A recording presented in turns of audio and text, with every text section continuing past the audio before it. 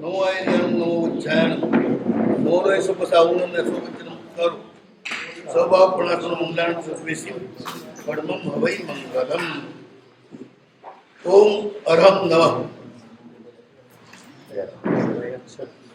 જાકેની મહત્રાસુનું આચાર્ય શ્રી હરિવર્ધ શ્રી સ્વજી વિરચિત ચૈત્યવંદન સૂત્ર વિવેચનારૂપ શ્રી લલિત વિસ્તરા સોપગ્ન વૃત્તિ મુનિચંદ સુધી મહારાજ કૃત પંજિકા પ્રણમ્ય ભુવનાલોકમ મહાવીર જનોત્તમમ ચૈત્યવંદન સૂત્રસ્ય વ્યાખ્યાયમ અભિધીયતે નત્વાન યોગ વૃત્તિભ્ય ચૈત્યવંદન ગોચરાન વ્યાખ્યામહમ ક્વચિત કિંચિત વૃત્તિમ લલિત વિસ્તરા. સમગ્ર વિશ્વને પ્રકાશિત કરનારા જીનોમાં ઉત્તમ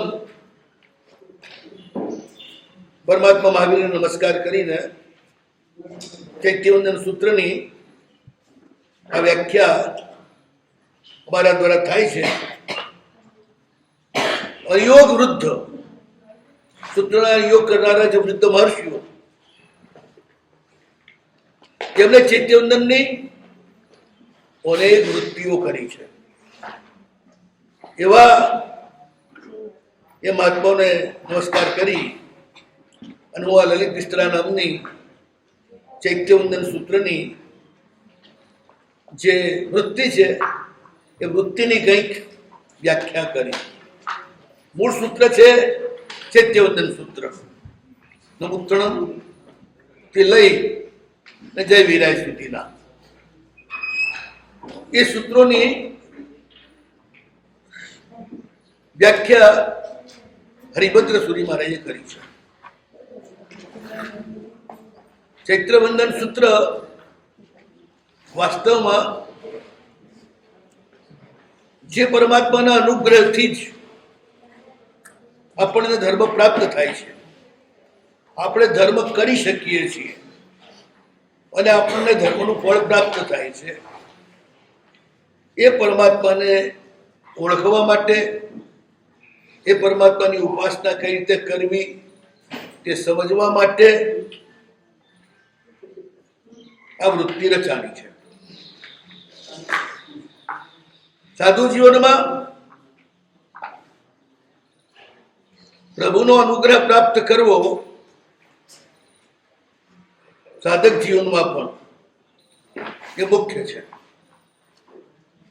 કર્મ કરવાની શક્તિ આપણને અનાદિ નિવોદથી મળેલી છે.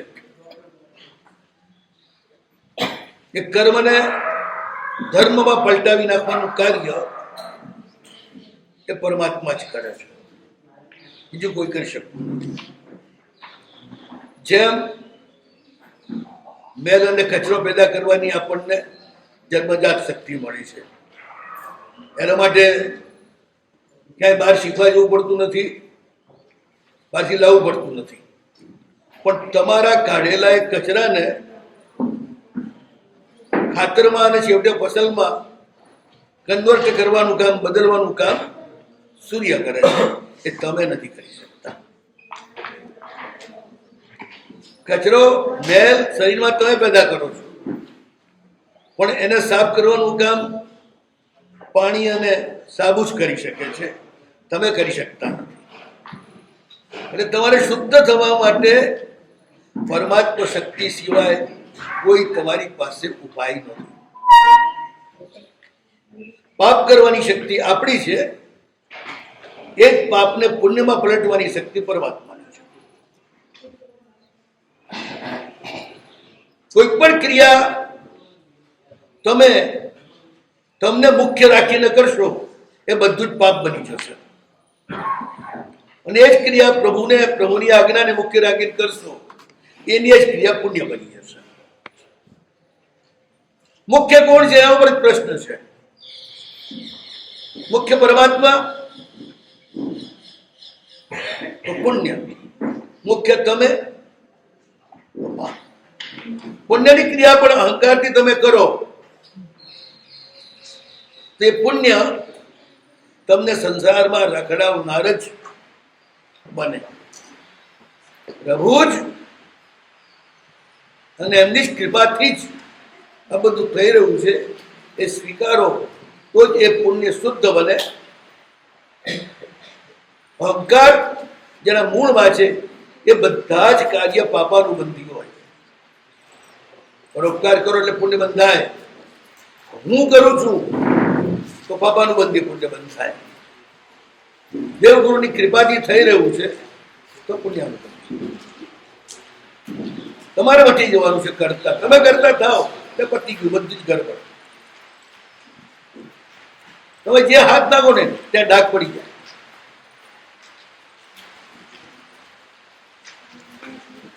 એટલે ધર્મનો પ્રારંભ આવશે જ અંદર આગળ. ધર્મ પ્રતિ મૂળભૂતા વંદના. વંદના એ જ ધર્મના મૂળમાં છે. કારણ કે અહંકાર એ સંસારના મૂળમાં છે. એને તોડવાનું કાર્ય વંદના કરે છે. વંદના કોને કરવાની? ચૈત્ય વંદના. ચૈત્ય એટલે શું? તો પરમાત્મા શક્તિ. ચિતે ભવન ચૈત્ય. ચિત્તી એ પરમાત્મા શક્તિ છે અને એમાંથી જે ઉત્પન્ન થાય છે તે ચૈત્ય છે. અને એ ચૈત્યની વંદના કરવા દ્વારા શું થાય છે? પ્રભુની શક્તિ આપણને મળે છે. જેમ નળની નીચે સીધો ઘડો ગોઠવે તો પાણી મળે, એમ પરમાત્માની આપણે ઉપર સ્વીકારીએ એટલે આપણને પ્રભુની શક્તિ. કઈ શક્તિ? તો પુણ્ય શક્તિ. આપણી શક્તિ કઈ? પાપ શક્તિ. પ્રભુની શક્તિ કઈ? પુણ્ય શક્તિ. સમગ્ર વિશ્વમાં વ્યાપેલી. સર્વોપરી પુણ્ય જ છે. બધું જ પુણ્ય કરે છે. પુણ્ય કયું છે એ પ્રશ્ન છે. 42 પ્રકૃતિ છે એમાં પુણ્ય કયું? મોટા ભાગના બધા જે છે એ શુભ પ્રકૃતિઓ છે. પુણ્યના ફળ રૂપે મળેલી છે. પુણ્ય કયું? કોઈ બી પ્રકૃતિનું નામ લો તો 42 માંથી પુણ્ય ફળ છે. શુભ ગતિ, શુભ રૂપ, શુભ સ્વર, જે કઈ લો તમે, શુભ સંમનન, તીર્થંકર નામ કર્મ એ જ પુણ્ય છે. કઈ રીતે બંધાય? જ્યારે તમે સ્વાર્થને ગૌણ કરી અને બીજા માટે તમારો ભોગ આપો ત્યારે તીર્થંકર નામ કર્મનો બંધ શરૂ થાય. એ વ્યા વચ્ચે જે છે ને એને સૌથી વધારે જબરદસ્ત કર્યું એનું કારણ શું છે? વ્યા વચ્ચે માત્ર તીર્થંકર નામ કર્મ જ બંધાય છે. જેને તીર્થંકર નામ કર્મ બાંધવું છે એને બીજાને સહાયક જ થવાનું છે તો તીર્થંકર નામ કર્મ બંધાય.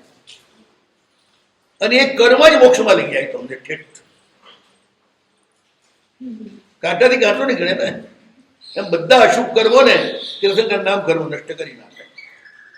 પ્રભુએ જે ભાવના ભાવીને સવી જીવ કરું શાસન નથી તો બધાને હું મારા શાસનમાં લઈ જાઉં, બધાને મોક્ષમાં લઈ જાઉં. જાય સી રીતે? નીચે જવાની તો શક્તિ છે તમારી પાસે, ઉપર ઉઠવાની શક્તિ છે જ નહીં. પાણી નીચે જ જાય છે, ઉપર નથી ઉઠતું. ઉપર ઉઠાવવું હોય તો એને ઇલેક્ટ્રિક પાવર આપવો પડે તો ઉપર ઉઠે, એ સિવાય ના ઉઠે. બધાને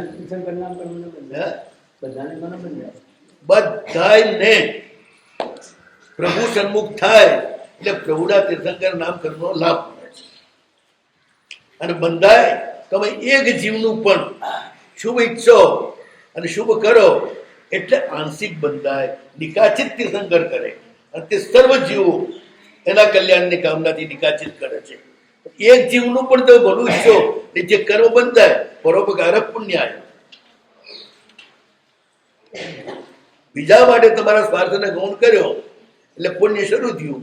એ પુણ્ય બીજું કોઈ નહીં, તીર્થંકર નામ જે તમને ઉપર ઉઠાવે. આ અર્થ છે તીર્થંકર નામ કરો બધા બાંધે. મુખી હોય એ પણ તીર્થંકર નામ કરવાનું અંશ છે. પોલીસનો જમાદાર હોય તો એ તીર્થંકર નામ કરવું. જ્યારે તમે અહંકાર માટે ઉપયોગ કરો ત્યારે બાપાનું બંદી બની જાય. તમારા માટે ઉપયોગ કરો તો, બીજા માટે ઉપયોગ કરો તો એ પુણ્યનું બંદી બની જાય. ભગવાનની આજ્ઞા શું છે? બીજાને સુખ આપવું. હા, પુણ્યનું બંદી પુણ્ય તીર્થંકર નામ કરવું. હકીકતે એના અંશ જ આપણને મળે છે. આમાં શું થયું? તો સંસારનો કોઈ પણ પદાર્થ એની ઈચ્છાથી કઈ ક્રિયા કરો છો તો એ જ્યારે ઈચ્છા કરો છો ને ત્યારે સંસારનો પદાર્થ કોઈ પણ જીવનો અશુભ થયા વિના તમને પ્રાપ્ત થતો નથી. એટલે તમે માત્ર પદાર્થ નથી ઈચ્છ્યો પણ કોઈ પણ જીવનો અશુભ પણ ભેગું ઈચ્છ્યું છે. અશુભ ઈચ્છ્યું એટલે વાત પૂરી થઈ ગઈ ને, પાપનો બંધ થઈ ગયો ને. પરોપકાર પુણ્ય, પાપાય પરપીડન. ભલે ને ઇનડાયરેક્ટ પણ તમે પરપીડન સ્વીકાર્યું ને એટલે ક્રિયા શુભ કરી રહ્યા છો પણ અંદર સંકલ્પ તમારો પરપીડનનો છે, સીધો નથી, ઇનડાયરેક્ટ છે. સંસારનો કોઈ પણ પદાર્થ તમે મેળવવા ઈચ્છ્યું એટલે એની સાથે હિંસા તો આવી જ ગઈ, એટલે પાપાનું બંધ પુણ્ય થઈ જાય. એટલે કહ્યું ને આપણે નિરાસંસ ભાવનું પુણ્ય શેનાથી બંધાય? બોલો, દાનથી જ. બાકી બધા કર્મક્ષયના કારણ છે. શીલ, તપ એ કર્મક્ષયના કારણ છે. અને દાન જે છે, જેમ તપમાં પણ તમે અભયદાન કરો છો પાછું, માટે પુણ્યબંધનું કારણ થઈ જાય છે જીવોને બધાને. પણ પુણ્યબંધનું કારણ માત્ર દાન છે. માત્ર આપવું. આપવું કેવું? નિરાસંસ ભાવથી. કંઈ પણ બદલામાં ન મેળવવાની ઈચ્છાથી અપાયેલું જે કંઈ હોય એ જ પુણ્યનું બંધી પુણ્યનું કારણ થાય. એટલે એનો અર્થ શું થયો? પરોપકાર. બધામાં કઈ ઈચ્છા ન હોય ને આપણે લેવાની, એટલે પરોપકાર. મગર આવશે પંક્તિ તીર્થંકર નામ કરવા માટે આ છે. તો આવા એ તીર્થંકર પરમાત્મા એમના પ્રભાવથી જ લખ્યું છે. આમાં છે કોઈ પણ શુભ વિચાર જે છે એ પ્રભુની કૃપાથી જ આવે છે. બધું આગળ આવશે. શુભ એટલે શું? કોઈનું પણ બુરું ન કરવું છે. એનો અર્થ શું? સજીવ નિકાયની રક્ષા. ત્યાં જઈને ઉભું રહેવાનું તમારે.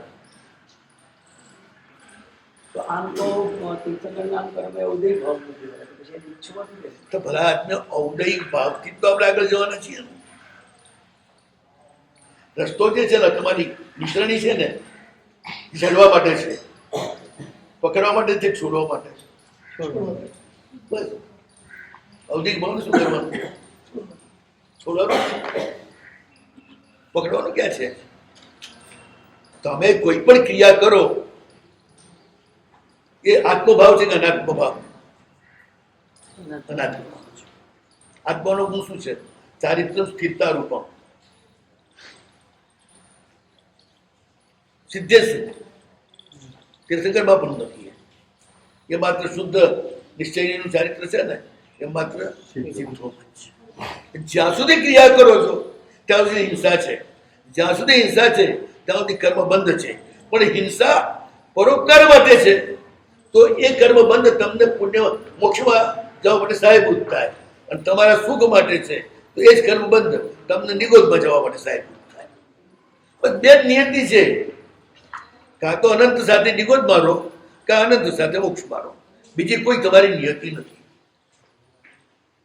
યોગની ભાષામાં ષટ ચક્રમાંથી પહેલા ચક્રથી સાતમા ચક્ર સુધીની આપણી આ આખો માર્ગ છે. એને કહેવાય ઇરિયાપથ. ચેતના નીચેથી પહેલા ચક્રથી શરૂ થાય ઉપર ઉઠવાની, એ અંતિમ ચક્રમાં અહીં પહોંચે. પહેલા ચક્રમાં નિગોદ જે સ્વાધિષ્ઠાનમાં છે, મૂલાધાર. બીજા ચક્રની અંદર તિર્યંજ ગતિ. ત્રીજા ચક્રમાં મનુષ્ય. ચોથા ચક્રમાં વૈમાનિક. પાંચમા ચક્રમાં ગ્રૈવેય. છઠ્ઠા ચક્રમાં અનુત્તર. અને સાતમા ચક્રમાં બ્રહ્મ ચેતના, પરમ ચેતના, મુક્ત ચેતના એટલે મોક્ષ. આ રીતે પહેલા ચક્રમાં નિગુણ, મૂલાધાર. હા, એટલે જે લોભથી આક્રાંત વ્યક્તિ છે એ પહેલા ચક્રમાં છે, જે કામથી આક્રાંત છે એ બીજા ચક્રમાં છે, જે ધર્મ એટલે પરોપકારી ધર્મ છે બીજા ચક્રમાં નિગો. ત્રીજા ચક્રમાં મનુષ્ય, ચોથા ચક્રમાં વૈમાનિક દેવ, પાંચમા ચક્રમાં ગ્રૈવેક દેવ, અને છઠ્ઠા ચક્રમાં અનુત્તર, અને સાતમા ચક્રની અંદર સિદ્ધ છે. આ આપણો ઇરિયાપથ, ચેતનનો ગમનાગમનનો માર્ગ. એ ઇરિયાપથને ઉત્તરીકરણ વગેરે દ્વારા શુદ્ધ કરવાનો. તસ્ય ઉત્તરીકરણ, પાચિત્તકરણ, વિશ્વહીકરણ, આ કરણ શબ્દ જે છે ને બધા યોગ માર્ગના સૂચક છે. ઉત્તરીકરણનો અર્થ શું? ચેતનાને ઉપર ઉઠાવવી. દક્ષિણીકરણ નીચે લઈ જવું. અણુસો સંસારો, પડીસો તત્સંતા. પ્રતિસ્રોત ગમન એટલે ઉત્તર ધ્રુવ તરફ જવું, અને અનુસ્રોત ગમન એટલે દક્ષિણ ધ્રુવ તરફ જવું. આ દક્ષિણ ધ્રુવ છે નીચે, ઉપર ઉત્તર ધ્રુવ છે, બે ધ્રુવ છે. બંને ધ્રુવમાં અનંત ચેતના છે, એ ખેંચે છે. ઉપરની ચેતના ખેંચી જાય તો નિર્વાણ થઈ જાય, નીચેની ચેતના ખેંચી જાય તો નિવૃત્તમાં જતા રહો. આ બંને ધ્રુવ ખેંચી રહ્યા તમને. ઉપરનો ધ્રુવ જે છે એ સૂર્ય છે, અને નીચેનો જે ધ્રુવ છે એ જળ છે, એટલે જળ છે. જળ એટલે પાણી કે જળ? જળ એટલે જળ સમજી જ લેવાનું તમારે ભેગું. પાણી એનું છેલ્લું સ્વરૂપ શું છે? થીજી જવું, ગતિહીન બની જવું. બરફ થઈ જાય ને, દક્ષિણ ધ્રુવ તો એકલો બરફ જ બીજું કંઈ છે જ નહીં. નદીઓ નથી, કશું જ નથી, સમુદ્ર પણ નથી, કોઈ પ્રવાહ જ નથી. એમ નિકુંજમાં શું છે? જડતા. ચેતનાનો અનંત મોહન સ્ફૂર્તો હોય જ્ઞાન માત્ર. તમે સંપૂર્ણ પૂતગલ કે જળનો બની જાઓ એટલા પૂરતું. આ આપણી યાત્રા છે 6 ચક્રની. નીચે 7 ચક્ર છે, એ દરકના છે. વાસનાબદ્ધ જીવ એ ચક્રોમાં વહેંચાયો જાય છે. અહીંથી નીચે જાય, અહીંથી ઉપર ઉઠે. 7 પગથિયા નીચે છે, 7 પગથિયા ઉપર છે. આ રીતે 14 પગથિયા થઈ ગયા આ વિશ્વના. ચેતના જ્યારે જેમ જેમ જળમાં, જળ પદાર્થોમાં, ચૈતન્યને ભૂલવામાં જેમ જેમ પસાતી જાય, વાસનાબદ્ધ થતી જાય, તેમ તેમ એક પછી એક નરક એનું ગમન ફિક્સ થતું જાય. ચેતના જેમ જેમ જળ પદાર્થના મોહથી મુક્ત થતી જાય તેમ તેમ ઉપર. અર્ધ જળ પદાર્થનો મોહ હોય ને, અડધો પણ એ પાછો વાપરતો પણ હોય, એ બધા ભવનપતિ વ્યંતર વગેરેમાં થાય. જેને સંપૂર્ણ એના ઉપરથી મુક્ત ચેતનામાં અરે એનો જે વાસના છે નથી મુક્ત થાય તો જ વૈમાનિકમાં જાય, નહીં તો ન જઈ શકે. અહીંના એક શુભ પદાર્થમાં પણ તમારું ચિત્ત રહી જાય તો તમે વ્યંતરમાં જ જવાના કે મોહનપતિમાં જ જવાના. આચાર્ય મંગુ માત્ર રસનેન્દ્રિયમાં એમનું ચિત્ત રહી ગયું તો સીધા યક્ષ થયા ને, એટલે વ્યંતરગતિમાં ગયા ને. શિષ્ય શિષ્યા ગચ્છના મંદિરો કોઈમાં પણ ચિત્ત રહી જાય તો એ આચાર્ય વ્યંતર જ થાય, ઉપર ના ઉઠી શકે. ઉપર ઉઠવા માટે છે ને ગ્રેવિટેશન ખતમ થવું જોઈએ ને. જળ પદાર્થની સાથેનું આપણી ચિત્તની આસક્તિ એ ગ્રેવિટેશન છે.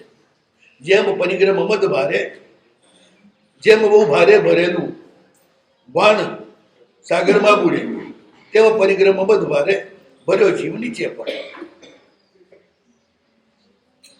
રોજ એક નિરીક્ષણ કરવાનું છે કે સંસ્થાના કોઈ પણ પદાર્થ ઉપર ક્યાંય પણ આપણને આસક્તિ નથી ને. સંસારા પોષી ભણાવી એ બધી આસક્તિ ખંખેરી પછી જ ઊંઘવાનું છે.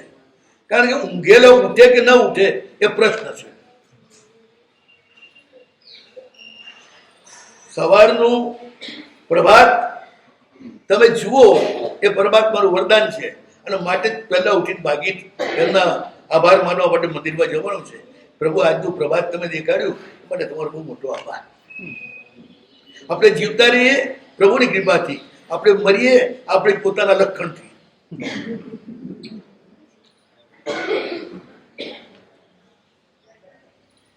તમે જીવતા રહો ને, જળ અને આહાર એના ઉપયોગથી જીવતા રહો.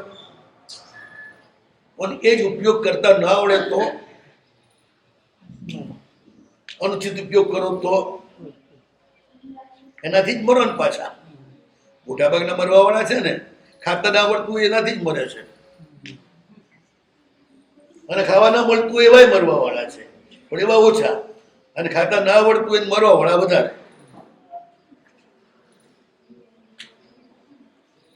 જે તારતું તે મારતું, તમને ના આવડે તો એવું જ છે ને. પ્રભુએ તમને શક્તિ આપી આ બધું ક્રિયા કરવાની. શક્તિ એના દ્વારા જ મળે છે. કારણ કે ભૌતિક જગતમાં જેમ સૂર્ય દ્વારા જ શક્તિ મળે છે એ નક્કી થઈ ગયું, તો અભૌતિક જગતમાં એથી આગળ પરમાત્મા રૂપે પરમ સૂર્ય છે, એનાથી તમને શક્તિ મળે છે. એ શક્તિ એટલા માટે આપે છે કે તમે એની આજ્ઞાનું પાલન કરો. તમને જેમ બંધારણને સ્વતંત્રતા આપી, શા માટે આપી? બંધારણ પ્રમાણે તમે ભારતમાં જીવો, પણ એનો ઉપયોગ તમે બંધારણ તોડાવો પણ કરી શકો, પણ કર્યા પછી એનું ફળ ભોગવવાની સ્વતંત્રતા તમારી નથી. પછી સરકાર ધારે તમારા ઉપર કરી શકે, એક્શન લઈ શકે, પછી તમારા હાથમાં નહીં. એટલે સ્પષ્ટ કીધું, આજ્ઞા રદ્દા વિરાટ દાચ શિવાય છે, ભવાય છે.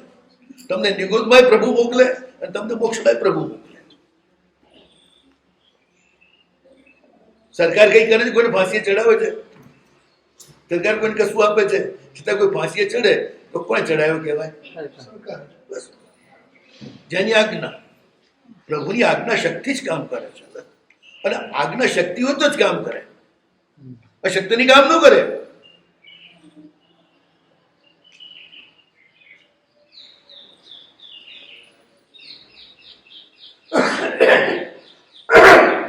મહારાજાને ભાગવત સંભળાવતા હતા એક પંડિતજી રોજ. એક પંડિતજી રોજ મહારાજને ભાગવત સંભળાવે, જોરદાર સંભળાવે. એક વખત મહારાજા કહ્યું, તમે ગમે તેવું ભાગવત સંભળાવો પણ મને વૈરાગ્ય થતો નથી. એનું કારણ બતાવો. નહીં બતાવો ફાંસી ચડાવી દઈશ. તો રાજા વાજાનો વાંદરા, રીજા તો રાજા, પણ ખીજે તો ફાંસી આપે. ગભરાઈ ગયા પંડિતજી. હાથ દાડામાં તો વજન 10 કિલો ઉતરી ગયું. છોકરાએ પૂછ્યું, બાપા વાત શું છે? તો વાત આ છે. બાપા આનો જવાબ તો હું આપી છે, તમારે શું ગભરાવાનું છે? ચાલો બેટા કે નક્કી કે હા આપીશ, નક્કી જ, તમે ફાંસી નહીં ચડવા દો. લઈ ગયો અને રાજાને બાંધી દીધા, પોતાના બાપને બાંધી દીધા. કહ્યું તમારે જવાબ નહીં છે તો આપું. બેને બાંધી દીધા અને પછી કહ્યું કે લો હવે તમે એકબીજાને છોડાવો. શું છોડાવે? પછી રાજા કંઈક બીજો પણ પ્રશ્ન પૂછેલો કે ભગવાનની શક્તિ એટલે શું? એટલે આણે છોકરાએ કહ્યું એના બાપાને કે બાપા રાજાને લાફો મારો. સવાલ જ નથી. રાજા ઉભા, બાપા ઉભા ના થઈ શકે અને રાજાને લાફો મારે. આ બધી વાત થઈ એટલે રાજાને આવ્યો ગુસ્સો. એટલે એને એક નોકરને કહ્યું પ્રધાનને લાફો માર. પેલા તરત જ ઉભા થઈને લાફો મારી દીધો. કેમ પ્રધાનના કહેવાથી ન માર્યો, રાજાને કહેવાથી કેમ માર્યો? આજ્ઞા શક્તિ ત્યાંથી નહીં નથી. પ્રભુભાઈ આજ્ઞા શક્તિ છે, તમારી ભાઈ નથી. તમારી ઈચ્છા શક્તિ છે. પણ ઈચ્છા શક્તિનું કામ શું છે? નિગોદમાં મોકલી આપવા. ઈચ્છા એ સંસારનું બીજ છે. એટલે જ ગુરુકુળ વાસ કર્યું છે ને, ગુરુ પારતંત્ર્ય, ગુણવત પારતંત્ર્ય. ઈચ્છા એ સંસારનું બીજ, આજ્ઞા એ મોક્ષનું બીજ. હા એવું કહું, ક્રિયાએ નહીં, ધમ્મે નહીં, ક્યાંય નહીં. આજ્ઞા. આજ્ઞા કોની? પ્રભુની. એમના વતી કોણ કરે? ગુરુ. તમે કહેશો શાસ્ત્ર, પણ શાસ્ત્ર તો ગુરુજી સમજાય એમ જ ચાલશે ને. છેવટે શાસ્ત્ર ચાલવાનું કઈ રીતે? શાસ્ત્ર સક્રિય તો ગુરુ દ્વારા જ થાય ને, એમને તો થાય જ નહીં ને. અને ગુરુ જે રીતે શાસ્ત્ર સમજ્યા હશે એ રીતે જ બતાવશે ને. એટલે ગુરુવાણે મૂકો શબ્દ મૂકી દીધો. તો આ રીતે પરમાત્માની શક્તિ જ આજ્ઞામાં શક્તિ ક્યાંથી આવી? રાજામાં આજ્ઞા શક્તિ કેમ આવી? તો કયું છે શાસ્ત્રમાં? જે જેટલા નું ભલું કરવા માટે સક્રિય હોય એટલાનો એ આગેવાન થાય. ગામનું ભલું કરવા માટે જે મથે એ મુખી થાય. તાલુકાનું ભલું કરવા મથે એ તાલુકા પંચાયતનો પ્રમુખ થાય. જિલ્લાનું ભલું કરવા મથે એ ગવર્નર થાય કે જિલ્લા પંચાયતનો પ્રમુખ થાય. જે પ્રાંતનું ભલું કરવા ઈચ્છે એ મિનિસ્ટર થાય અથવા ગવર્નર થાય. અને જે સમગ્ર રાષ્ટ્રનું ભલું કરવા ઈચ્છે એ મુખ્ય પ્રધાન થાય, પીએમ અથવા તો રાષ્ટ્રપતિ. જે જેટલાનું ભલું કરવા ઈચ્છે એટલું રાજ્ય. એટલે તમે જેટલા જીવોનું ભલું કરવા ઈચ્છો એટલા જીવોનો રિસ્પોન્સ તમને મળે અને એટલી તમારી મોટી સત્તા થતી જાય. પરમાત્મા જગતના સર્વ જીવ નિકાયનું કલ્યાણ કરવા ઈચ્છે છે. એટલે પ્રભુ સમગ્ર 14 રાજલોકમાં વ્યાપ્ત સમગ્ર જીવલોક એના સ્વામી બને છે અને જળ ઉપર પણ શાસન જીવ જ કરે છે. માટે સમગ્ર જળ પરમાણુના પણ શાસક પરમાત્મા જ બને છે. એ ખુરશી આપો.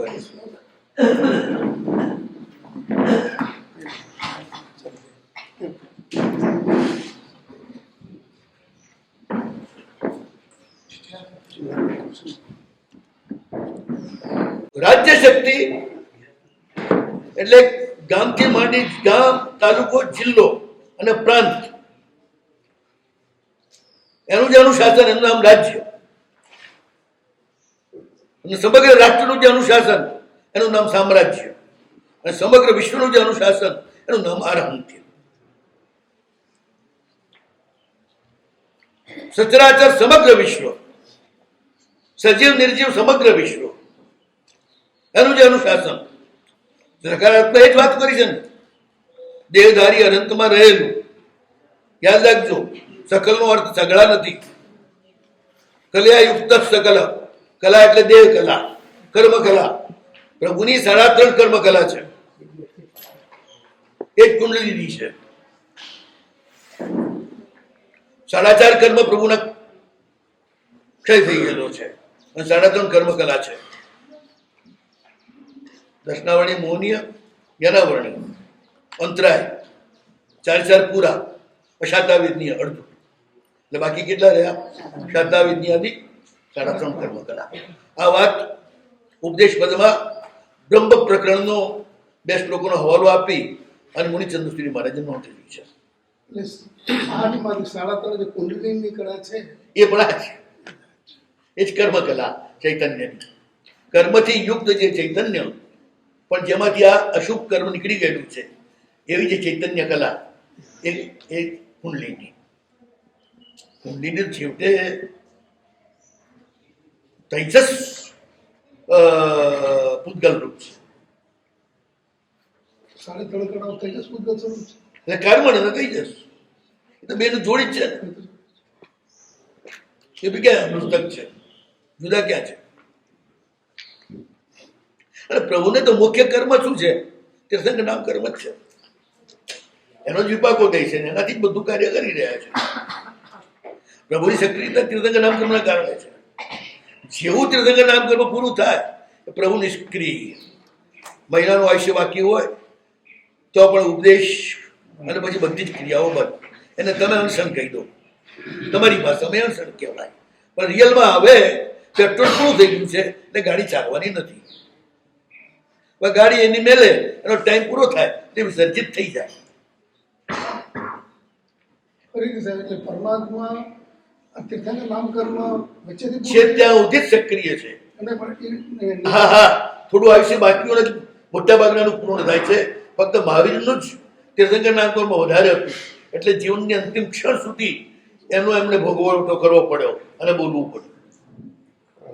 બાકીના બધા તીર્થંકરો માત્ર ને માત્ર 2 પ્રહરની જ દેશના આપે, એક સવાર અને એક સાંજે. અને એ દ્વારા જ લખ્યું કે તીર્થંકર નામકરણના વિભાગો દઈથી જ દેશના આપે. પણ એમનો એ જે શબ્દ છે ને એ આપણા શબ્દ જેવો શબ્દ નથી, કરંટેડ છે, શક્તિનો પુંજ જ છે. જેમ ગુરુજી સમર્થ હોય ને એનો શબ્દ અને શક્તિપાત થઈ જાય. શબ્દથી જ પ્રભુ દ્રષ્ટિથી શક્તિપાત કરે મૂર્તિ, અને ગુરુ શબ્દથી શક્તિપાત કરે. સ્પર્શમાં બંનેને કોઈની પણ આવશ્યકતા નથી ક્યાંય. ગુરુ જે શિષ્યના મસ્તક ઉપર હાથ મૂકે છે એ માત્ર ને માત્ર એની ચેતના કેટલી ઉપર ઉઠી છે એટલું માપવા માટે જ ઉઠે છે, મૂકે છે. રિયલમાં પહોંચે જ ગુરુ. આ તો આપણી ઠીક છે, બધી એક વ્યવસ્થા છે માથે હાથ મૂકવાની. શિષ્ય જે છે ગુરુના અંગુષ્ઠને પકડે છે વંદન કરતી વખતે, ત્યાંથી શક્તિનો પ્રવાહ વહે છે. એ પ્રવાહને સ્વીકારે છે. ગુરુ જુએ છે કે કેટલી માત્રામાં ગયું ઉપર. એ આખી યોગિક પ્રક્રિયા છે. બાકી કઈ શક્તિપાતને તો આપણે સ્વીકાર્યું જ નથી ને. જેની શાસનમાં શક્તિપાત છે જ નહીં, જેની શાસનમાં પ્રસાદ છે. એટલે શિષ્ય પિકઅપ કરે, શક્તિપાતમાં ગુરુ ફેંકે અને શિષ્યમાં પડે. જરા પ્રસાદની અંદર પ્રભુ તરફથી વહી જ રહ્યું છે અને તમે પિકઅપ કરો છો. નળમાંથી પાણી આવી રહ્યું છે અને તમે મોઢું ગાલી અને ખેંચો છો. જેમ નળીમાં બક નળીથી તમે પિકઅપ કરો ને, પીઓ ને, એ રીતે એને પ્રસાદ કહેવાય.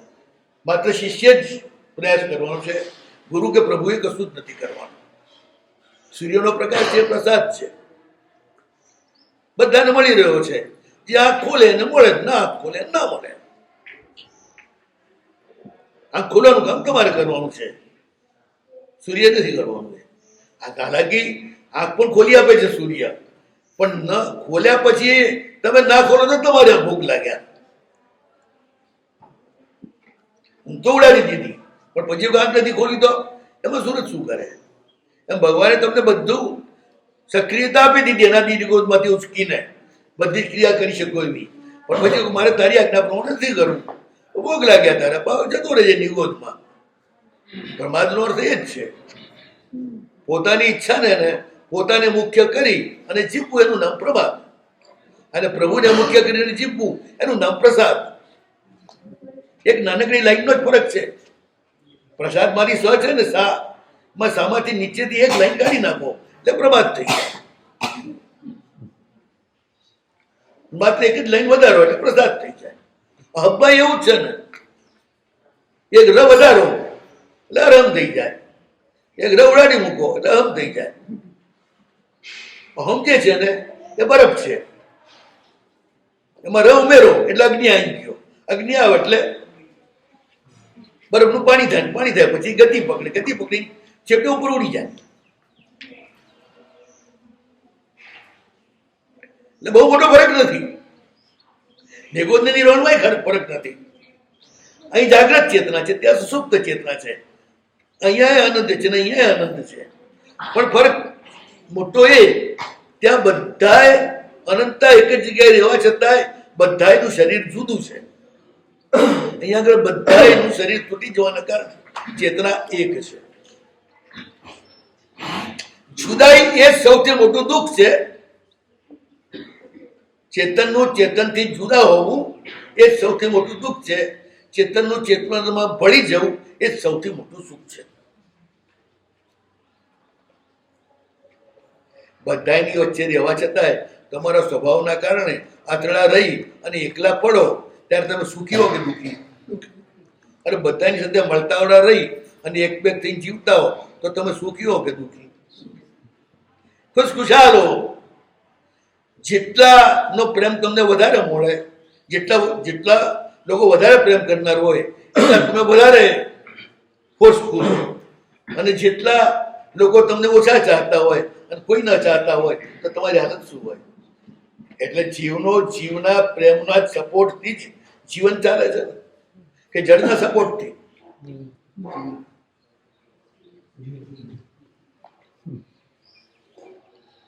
ચેતનાનું ચેતનામાં ભળી જવું એ જ આનંદ.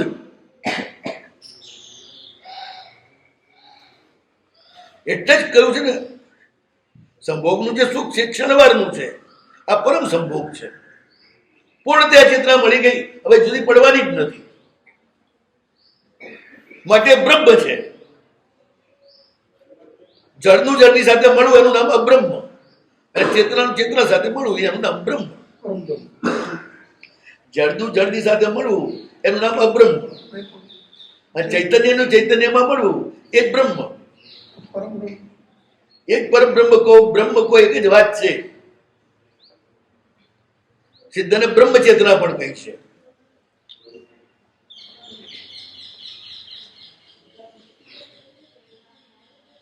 તો ચૈતન્યના એટલે પરમાત્મા સાથે સાયુજ્ય સાધવાની ક્રિયા, પ્રભુ સાથે મળવાની ક્રિયા. નમવા દ્વારા જ મળવાનું છે.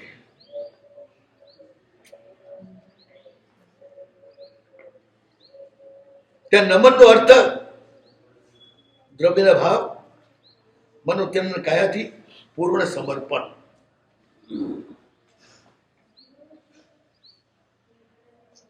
દ્રવ્ય ભાવ સંકોચ કર્યો ને, અંગ પણ સંકોચ થઈ જાય, પૂર્ણ લઘુ થઈ જાય. તમે ખમાસણાની મુદ્રામાં આવો ને ત્યારે તમારું આખું શરીર સૌથી વધુ નાનું થાય. સાષ્ટાંગમાં ન થાય, સાષ્ટાંગ બધું લાંબુ થાય, પંચાંગમાં જ સૌથી નાનું થાય, અને માથું નીચે આવે. આ ખોપડું છે ને, આ શું કહેવાય? આ ઊંધી ખોપરી કહેવાય. જેમ આપણે તારક મહેતાના ઊંધા ચશ્મા છે ને દુનિયાના, એમાં ઊંધી ખોપરી છે. આ ખોપરીમાં ગમે તેટલું નાખો તો અંદર જાય. એ જ જયારે ખમાસ ઉડે ને ત્યારે ખોપરી સીધી થાય. પૂરેપૂરું પંચાંગ પરિપાત કરવાનું, ઠેઠ નીચે માથું જાય ત્યારે ખોપરી સીધી થાય. એ સીધી થાય તો પરમાત્માની ઉર્જા આમાં પ્રવેશ કરે, એ સિવાય ના કરે. એટલે આમ કરો ને તો કઈ ના મળે. બેઠા બેઠા ઠોલા માર્યા ખાલી ભગવાન. તો ભરાવો નહીં. મંદિરમાંથી નીકળે ને ત્યારે ભરાઈ નીકળે. મને પ્રસન્નતા મેથી ચિત્ત પ્રસન્ન પ્રસન્ન થઈ જાય. ભરાય એટલે પ્રસન્ન પ્રસન્ન થઈ જાય. ખાલી ગળામાં અવાજ આવે કે ભરેલા ગળામાં અવાજ આવે? અડધો ભરેલો તો અવાજ આવે, પૂરો ભરેલો હોય તો કોઈ અવાજ ના આવે. બિલકુલ સ્થિર શાંત. ચૈત્ય વંદના આ માટે છે. એટલા બહુ ગંભીર ક્રિયા છે. માટે હરિભદ્ર શ્રીમાજ એના ઉપર આખું કામ કરી રહ્યા છે. હવે આગળ બહુ સરસ વાત કરે છે. યમ બુદ્ધવા કિલ સિદ્ધ સાધુ અખિલ વ્યાખ્યાત ચૂડામણી સંબુદ્ધ સુગધ પ્રણીત સમયા વ્યાસાત ચરત ચેતન યત કર્તું સ્વકૃતૌ પુનર્ગુરુતયા ચક્રે નમસ્યામ અસૌ કો હેનામ વિવૃણોતુ નામ વિવૃત્તિમ સ્મૃતિ તથા. બહુ સરસ વાત કરે છે મણિચંદ્ર સૂરી મહારાજ કે આ લલિતકૃષ્ણ એટલે શું? ચોથી શતાબ્દીમાં થયેલા હરિભદ્ર સૂરી અને 10મી શતાબ્દીમાં થયા સિદ્ધર્ષિ. સિદ્ધર્ષિ એ ભયંકર જુગારી હતા અને એમાંથી માના ટોણાથી સંસાર છોડી સંયમનો સ્વીકાર કર્યો. અત્યંત કુશાગ્ર બુદ્ધિ છે. એના બધા શાસ્ત્ર ભણ્યા પછી ગુરુમાને કહ્યું હવે મારે બૌદ્ધોના શાસ્ત્ર ભણવા છે. કારણ કે એ વખતમાં બૌદ્ધ દર્શન જ જૈન દર્શનનું પ્રતિસ્પર્ધી હતું. શ્રમણ પરંપરાના બે જ દર્શનો, જૈન દર્શન અને બૌદ્ધ દર્શન. હા, એ શ્રમણ પરંપરા જ કહેવાય. શ્રમણ પરંપરાના બે ભાગ, બૌદ્ધ અને જૈન. બંને મોક્ષમાં માને, બંને મોક્ષના સાધનામાં માને. એટલે એમ થયું કે એ બી હું ભણું. ગયા ને પછી બુદ્ધની વિપશ્યના વગેરે ધારાઓ, એના સફળ પ્રયોગો, બુદ્ધની પરમ કરુણા, એમની મૂર્તિઓમાં, એમની આંખોમાંથી નીતરતી પરમ કરુણા. સિદ્ધર્ષિ અત્યંત પ્રભાવિત થઈ ગયા. અદ્ભુત. દિનેશ્વર તો વિતરાગ હોય છે, મારા બુદ્ધ તો કેવા પરમ કરુણામય છે. એટલે ધ્યેય તો આ જ હોય. પણ ગુરુ મહારાજે કહીને મોકલ્યા હતા કે કદાચ ત્યાં આગળ તમને બુદ્ધ તરફ શ્રદ્ધા થઈ જાય અને મારો આ ચોલો, મારો આ વેશ ઉતારીને ત્યાં રહેવાનું મન થઈ જાય, માત્ર મારો ઓઘો પાછો આપવા આવજો. એટલે પાછો આપવા જાય છે ત્યારે ગુરુ મહારાજ પાછા એમને સમજાવે છે, બુદ્ધની જે તર્કજાળ છે ને એટલી બધી જબરદસ્ત છે કે ભલભલા એની અંદર ચારખાના ચિત્ત થઈ જાય. ગુરુ મહારાજે સમજાવ્યા. બૌદ્ધોએ કઈ મોકલ્યું હતું માંદ્યાતા કે તમે ત્યાં જ રહેવા માંગતા હો તે વખત કહેવા આવજો કે ભાઈ હવે હું ત્યાં જ રહીશ. ને વચનના પાક્કા માણસ એટલે હવે એમને કહેવા જાય છે. ત્યાં એ લોકોએ પણ બહુ લાગણીશીલ માણસ હોય ને એ જલ્દી કોઈના પણ ચક્કરમાં આવી જાય. જોરદાર વાત કરનાર જોરદાર જોઈએ, અને કામ પણ લાગણીશીલ માણસો જ કરી શકતા હોય છે ને.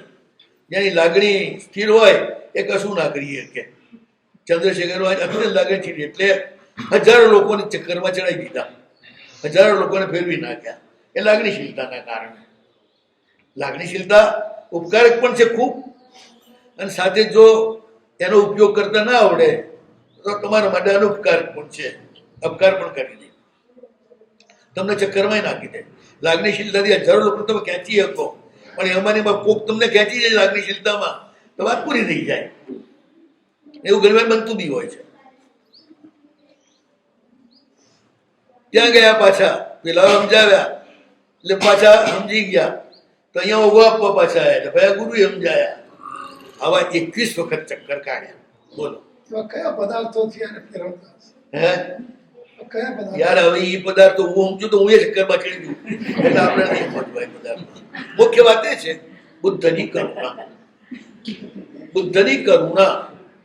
બુદ્ધે કહ્યું ને જગતના બધા જ જીવોનું દુઃખ હું લઈ લઉં અને બધાને સુખ કરું. બધાનું દુઃખ લઈને સુખી કરવાની વાત કેટલી ગજબની છે. એટલે એનાથી પ્રભાવિત થઈ જતા. પ્રેક્ટિકલ નથી ને? હે પ્રેક્ટિકલ નથી ને? વ્યક્તિ સમગ્ર વિશ્વનું સુખ દુઃખ લેવા માટે તૈયાર થાય. પ્રેક્ટિકલ નથી આની વાત જ છે ને. હે પ્રેક્ટિકલ તો નથી ને? બધા આદમી ખાલી વાત કરવી અને એક વાત પ્રેક્ટિકલ ધ્યાનમાં રાખો, વસ્તુ કરવી એમાં ફરક નથી. એ હું તમે બુદ્ધિ ચલાવીએ છીએ એટલે, પણ એ લોકો એમ જ માને છે કે બુદ્ધ બધાનું દુઃખ લઈ શકે છે. ત્યાં જેમ તમે માનો તમારા ભગવાન માટે, એમ એ માને એમના ભગવાન માટે, બુદ્ધને માટે. ત્યારે તો આખી દુનિયાની પાછળ જ દોડે છે. આપણા કેટલા એની અનુયાયી પછી નિર્વિચારકતા નથી બરાબર? એવું નથી. બુદ્ધિની પરાકાષ્ઠા છે ત્યાં આગળ.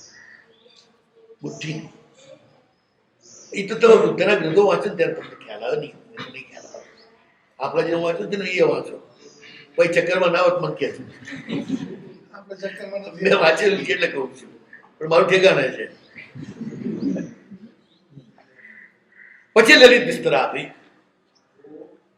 અહીંયા આગળ દુઃખ લેવાની વાત નથી કરતા પરમાત્મા, દુઃખનું મૂળ એના ઉચ્છેદની વાત કરે છે, એ વાત અને એ જ રસ્તો છે. અને એ ઉચ્છેદવા માટેની શક્તિ એમની પરમ કરુણા આપે છે. એ રહસ્ય અહીંયા એમને. બુદ્ધ માત્ર દુઃખ લઈ શકે છે, દુઃખના મૂળને ઉચ્છેદવાની શક્તિ આપવાની તાકાત એમનામાં નથી.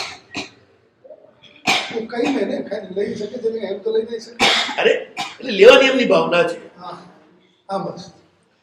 ઘણા યોગીઓ હોય છે ને, બીજાનું દુઃખ લઈ લઉં. તમને સમજાવું છે.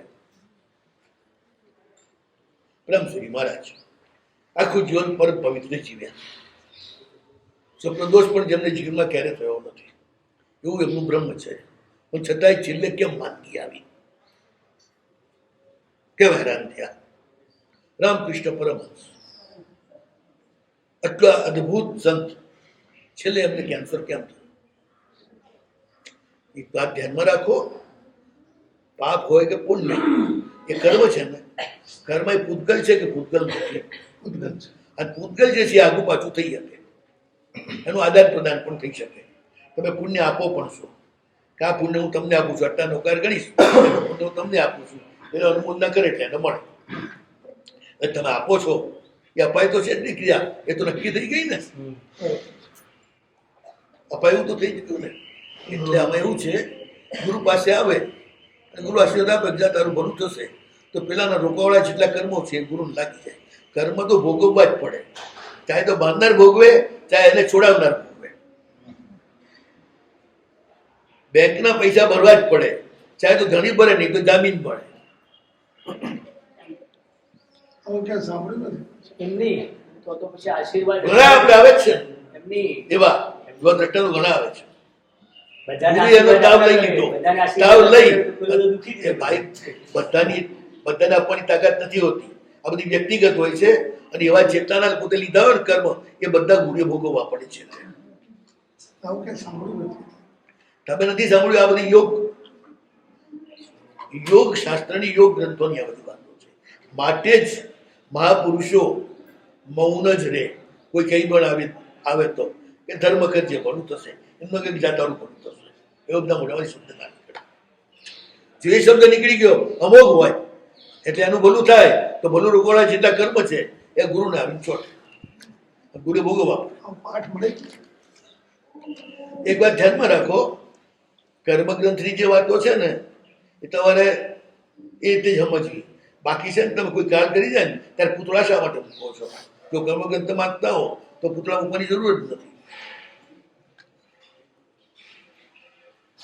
પેલો મરી ગયો પણ એના કારણે બીજા 4 મરી જાય કે 3 મરી જાય નક્ષત્રના કારણે, એટલા માટે પૂતળા મૂકવા પડે છે. કેમ? બીજા બધાનું મોત એના ઉપર જતું રહે. આ બધા ઉપાય શા માટે કરો છો? કોઈનું કર્મ આવતું એટલા માટે. આશ્ચર્ય પણ સંક્રમણ થઈ શકે છે, એવો ઉલ્લેખ આવે છે શાસ્ત્રમાં. પ્રગાઢ નિદ્રાની અંદર કોઈએ પણ સાથે ઊંઘવું નહીં. પતિ પત્નીએ પણ સુવા માટે બીજો ઓરડો રાખવો. એટલે આપણે રાજા મહારાજાનું જયારે વાત વાંચીએ ત્યારે કૃષ્ણ બીજા ઓરડે સૂતા છે ને રાજા બીજા ઓરડે સૂતા છે. સાથે ઊંઘવાનું નહીં. બાળકને પણ સાથે ઊંઘાડવાનું નહીં, એને ઘોડિયામાં નાખી દેવાનું, સાથે નહીં ઊંઘાડવાનું. એનું કારણ શું? તો કારણ એ છે કે સાથે ઊંઘે તો આયુષ્ય એક જાતનો તરલ પદાર્થ છે અંદર રહેલો, ઘી જેવો. જેમ ઘી બળતું જાય, દીવો ચલતો જાય, એમ આ જે છે બળતણ છે, એ બળતણ બળતું જાય અને તમારું જીવન ચાલતું જાય. હવે આ જે બળતણ છે પ્રવાહી છે, તરલ છે, વિદ્યુત રૂપ છે. તમે સાથે ઊંઘે ને પ્રગાઢ નિદ્રામાં બેનું બળતણ સરખું થઈ જાય એટલે બાળકનું આયુષ્ય ઓછું થઈ જાય, બાનું આયુષ્ય વધી જાય. એટલા માટે હવે તમે આનું દ્રષ્ટાંત આપો શાસ્ત્રીઓ. વજ્ર સ્વામી સાથે એક રાત જે પણ રહે, ગોચરી પાણી કરે, એ બધાનું આયુષ્ય વજ્ર સ્વામી સાથે જ પૂરું થાય. એકના કર્મની અસર બીજા ઉપર ના હોય, બીજાના કર્મો પર જો ભેગા ન પહોંચાડતું હોય તો શી રીતે આ બને? દ્રષ્ટાંત છે. દ્રષ્ટાંત છે. હા, દ્રષ્ટાંત છે એટલે બનેલી ઘટના છે પૂર્વધરના જીવનની. એને તમે માત્ર ચરિત્ર કહી અને ફેકોલોજી ના કહી શકો. ચરિત્રો પણ શું છે? પ્રેક્ટિકલ છે. તમે ચરિત્રને કાલ્પનિક ગણો છો, કાલ્પનિક નથી. ચરિત્રનો અર્થ જ પ્રેક્ટિકલ. આ તમારા ગ્રંથો છે એ થિયરિકલ છે, પ્રેક્ટિકલ તો ચરિત્રમાં જ થાય છે. એટલે ઘણું પ્રેક્ટિકલ ચરિત્રથી જ શીખવાનું હોય, ચરિત્રને ઉડાડી ન દેવાય. તીર્થંકરના ચરિત્રો, મહાપુરુષના ચરિત્રો એ શાસ્ત્ર બરાબર જ છે, આગમ બરાબર જ છે. કારણ કે આગમાનુસારી જ હોય છે. આગમને અનુસરવાનું હોય એને આગમ તુલ્ય જ માનવાનું. ખોટી દલીલો કરી અને પોતાનો મત પ્રસ્થાપિત કરવા માટે કોઈને ગૌણ કરવું, કોઈને આ કરવું, એ ગુરુ પરંપરા નથી, એ મતિ સ્વમતિ પરંપરા છે. અને પોતાની બુદ્ધિની કલ્પના શિલ્પ નિર્મિતમ નાર્થવત ભવે. સ્વબુદ્ધિ કલ્પના શિલ્પ નિર્મિતમ નાર્થવત ભવે. આ બધું ન ચાલી શકે. મૂળ અહંકારનો આ બધો વ્યાપ છે. ગમે તે રીતે આપણે જ કરનારા છીએ. તમે જ્યારે કર્મને કર્તા તરીકે સ્વીકાર્યો ને મુખ્યતઃ, એટલે કર્મનો કર્તા કોણ? તમે. એટલે તમે જ મુખ્ય થઈ ગયા.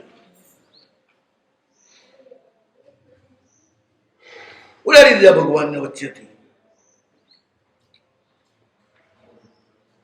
ચૈતન્ય ના પાડે છે લલિત વિસ્તરા વાંચતા જ એમને ખ્યાલ આવી ગયો કે પ્રભુ માત્ર દુઃખ લેવાની વાત નથી કરતા, પણ એક એવી શક્તિ આપે છે કે જેનાથી દુઃખનું મૂળ પણ ખતમ થઈ જાય એવી અદ્ભુત સાધના એમની છે. બીજા દુઃખ છે એકનું નહીં, બધા જ જે કહ્યું માને એ બધાનું દુઃખનું ઉચ્છેદ થઈ જાય. પણ એક વાત ધ્યાનમાં રાખજો કે ક્રિયા તમારી તેનું ફળ તમને પ્રાપ્ત થાય એ પ્રભુની શક્તિ કામ કરે છે, એમાં તમારી શક્તિ કામ નથી. જેમ મજૂરી તમે કરો તો પગાર રાજા આપે, રાજ શક્તિ આપે છે, જો કોઈ આપે છે અશક્ત શક્તિમાન જ આપે ને. એટલે તમે આ જે કરો ને તે કર્મણની વાત અધિકારસ્તે આ ફરે શું કદાચ બહુ સાચું વાત છે. કર્મ કરવાની જ તમારી સત્તા છે, એનું ફળ આપવાની સત્તા તો પ્રભુની આજ્ઞામાં જ છે. આજ્ઞા કોની છે? પ્રભુની, એટલે પ્રભુની જ કહેવાય, બીજાની ન કહેવાય. ફાંસી રાજા જ ચડાયો કહેવાય, ભલે ફાંસી ઘરે ચડાયો હોય તો.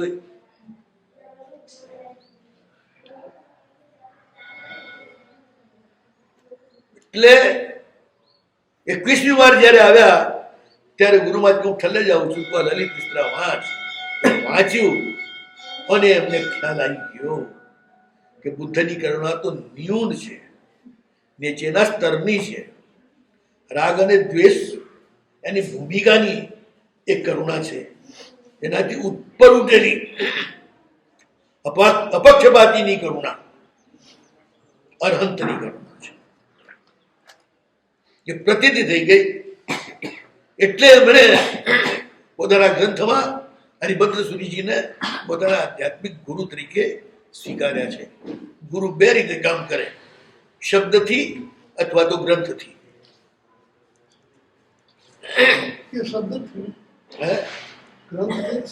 શબ્દથી એટલે બોલતા હોય અને સાંભળો, એનાથી કામ કરે ગુરુ, અથવા તો ગ્રંથથી.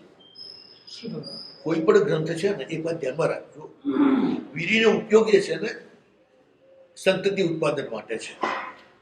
એટલે કાં તો ભૌતિક સંતતિ ઉત્પન્ન કરે, કાં આધ્યાત્મિક. આ ગ્રંથ જે ઉત્પન્ન થાય છે ને એ પણ વીરીના વ્યાપકમાંથી ઉત્પન્ન થાય છે. એટલે એની અંદર એની શક્તિ પણ હોય છે ભેગી છે. તમારે સમજો કે હેમચંદ્ર સુરીમાત સાથે સંપર્ક કરવો છે તો તમે વિતરાગ સ્તોત્ર લઈને બેસી જાઓ સવારના બ્રહ્મ મુહૂર્તમાં, શાંતિથી એનો પાઠ કરી જ જાઓ, કરી જ જાઓ, કરી જ જાઓ, તો તરત જ તમારી હેમચંદ્ર સુરીમાત સાથે સંપર્ક શરૂ થઈ જશે. અને પછી એ ગ્રંથમાં ન સુરસતી ગુથ્થીઓ હેમચંદ્ર સુરીમાત તમને સુલઝાઈ આપશે. આનો ઉપાય છે. કોઈ પણ ગ્રંથ વાંચતા હો તો એ ગ્રંથનું જે કર્તા છે એ ગ્રંથથી કથનચિત અભિન્ન છે, ભિન્ન પણ છે અને કથનચિત અભિન્ન પણ છે. તે અભિન્ન છે એટલે તમે એનું ધ્યાન કરો એટલે એ જાગૃત થાય અને એ તમને કામ કરી આપે. સમજો મારા ઈષ્ટ ગૌતમ સ્વામી છે તો આ બધા પદાર્થો હું એમની પાસેથી લઉં, કારણ ગૌતમ આરંભ છે ને પોતે જ ગૌતમ પોતે જ આરંભ્ય છે, અનદરૂપ બની ગયેલા છે ને, પ્રભુરૂપ બની ગયેલા છે. પ્રભુ અરહંત છે, આરંત્ય એમનું ગણધર છે અને સમર્થન છે. અરહંત્ય વ્યક્તિ છે, આરહંત્ય એમનું શક્તિ છે. નો, પ્રભુ આગમ દ્વારા જ કલ્યાણ કરે, પ્રભુ શ્રવણ સંઘ દ્વારા જ કલ્યાણ કરે, મોક્ષ આપે. ડાયરેક્ટ નહીં ક્યારે પણ. ગુરુ ડાયરેક્ટ આપે, પ્રભુ ગુરુ દ્વારા આપે. અનુશાસન છદબસ્ત જ કરી શકે, સર્વજ્ઞ ન કરી શકે. સર્વજ્ઞ તો બધાને શુદ્ધ સિદ્ધ સ્વરૂપે જ જુએ છે, એ તો નિશ્ચય નથી જીવી રહ્યા છે ને. જયારે બધા શુદ્ધ સિદ્ધ સ્વરૂપે જોતા હો તો કોને ધોકાવા બે? કપડું મેલું દેખાતો હોય એ ધોકાઈને શુદ્ધ કરે, પણ કપડું ચોખ્ખું દેખાતું હોય એ શું ધોકાવે? માટે શાસન સ્થાપના કરે, હે માટે શાસન સ્થાપે છે. હા, તીર્થની સ્થાપના કરે છે. એ તીર્થ એ જ શાસન છે અને શ્રવણ સંગત છે માત્ર. શ્રવણ સંઘ શા માટે? પ્રભુના શબ્દને ધારણ કર્યો છે માટે. એટલે શબ્દ એ જ શાસન છે. પ્રભુનું. તીર્થંકર નામ કર્મના વિપાકો તો અહીંથી શું પ્રગટ થાય છે? દેશના એટલે અર્થરૂપે સમગ્ર શ્રુત ગ્રંથ પછી એને ગુથે છે, મતલબ એ શક્તિને સંચિત કરે છે શબ્દોમાં. તો શક્તિ તો પ્રભુની થઈ ને? આ પ્રભુની શક્તિ સૂર્યની શક્તિ જ છે, પણ તમે આ ગ્લાસમાં સંચિત કરી અને નીચે આગ લગાવો છો, એ કામ તમારું.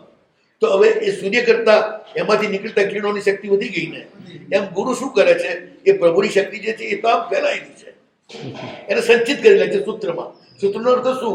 અર્થને સંચિત કરી દેવો. આ સૂત્રો બીજું કઈ જ નથી, પ્રભુની શક્તિનો પુંજ એકત્રિત કરેલો છે અને તમે એને એક ભાવથી માત્ર બોલે જાઓ, એના તમારા ગુજરાતી અનુવાદ નહીં ધ્યાન રાખો, એ શબ્દમાં ડૂબી જવા. તો જ કર્મક્ષ થાય, તો ભીતરનું જાગરણ થાય અને તો પરમાત્મા સાથેનો સંપર્ક થાય. સૂત્ર સાથે આરંગ્યનું દર્શન માત્ર ગૌતમ જ કરાવે છે. અને મારા ઇષ્ટ ગૌતમ જ છે, 26 વર્ષની ઉંમરથી અને એ પહેલાથી. અને એ દર્શન પહેલું કરેલું નિખવદાસજી, એ પણ ગૌતમ દ્વારા છે એમણે પણ. અને એમણે મને એની મંત્ર દીક્ષા આપી નિખવદાસજી. અને પછી મને એનું દર્શન શરૂ થયું કે કર્મ કરતા પરમાત્મા મોટા છે. પરમાત્મા નહોતા ત્યારે કર્મના ગુલામ હતા, પરમાત્મા થયા પછી નથી. પછી કર્મના માલિક છે. કર્મમાં બધા જ ફેરફાર પ્રભુ કરી શકે. પ્રભુ આવે એટલે તમારા ગમે તેવા ભયંકરમાં ભયંકર પાપના પુણ્યને પુણ્યમાં ફેરવી નાખે. દર્શનાદ દુરિત ધ્વંસી વંદનાદ વાંચિત પ્રદ નિત્ય તું હું કમળે તીને વિટકન નિર્દેશાય દારિદ્રમ રોહગમ જંબંતર સંચિયમ પાવમ. એમને થોડી આ ભાટાઈ છે, રિયલ થઈ રહ્યું છે. મહાવીરજી મહારાજ વારંવાર કે છે, ભેદ ભાવ મૂકી પરો મુજશું મિલો એક મેક સદી. યાદ છે, મૂર્તિમાં રહેલી પ્રભુની જે શક્તિ છે વિદ્યુત જેવી, એ મારામાં એક મેક થાવ એટલે બને એનો અનુભવ થાય. પ્રભુનો સ્પર્શ એટલે આ છે. પ્રભુના સ્પર્શ બે રીતે થાય, મુનિઓની વ્યવચ કરે તો થાય અને પ્રભુનું ધ્યાન કરે તો થાય. એમના આગમના શબ્દોમાં ડૂબે તો થાય. ખાલી બુદ્ધિના અને તર્કના જાળા ગૂંથી અને વાગ વિલાસ કરે ને, એને કોઈ પ્રભુનો સ્પર્શ થાય નહીં.